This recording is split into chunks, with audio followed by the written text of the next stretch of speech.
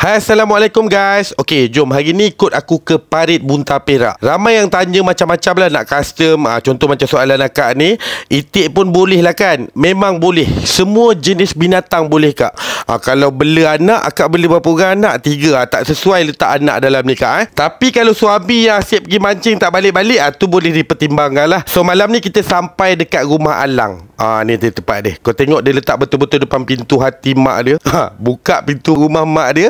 Jumpa terus reban ayam ni. Dia bukan reban ayam dah. Ni dia dah jadi 2 dalam 1. Atas ayam, bawah itik. Sebab mak dia bela dua-dua ni. Macam mana nak cantumkan jadi satu, tu kerja aku. Kau janji ada duit je, nak custom macam mana kau nak. Macam Alang ni memang dia tak kisah, sebab dia orang kaya. Kau tengok dia berniaga apa? Sambal paru belado. Kau pergi kat TikTok dia, support dia berniaga. Okay, nanti aku tag link dia kat bawah. Okay, jom kita sembang balik pasal reban ni. Reban ni sesuai letak depan rumah. Memang kau tak malu dia nampak macam kayangan. Kau tengok dalam ni ada itik 4 ekor mak Alang punya tadilah. Siap dengan swimming pool kita buat. So nak pergi kat swimming pool itik ni, tak perlu kau masuk dalam. Memang kita dah buat pintu khas 2 untuk itik ni. Satu dekat swimming pool, satu dekat bawah dia. Macam biasa reban ni memang direka untuk tidak menyusahkan owner. So guys, siapa yang nak order boleh contact aku, nombor dekat bio bila-bila masa. Assalamualaikum.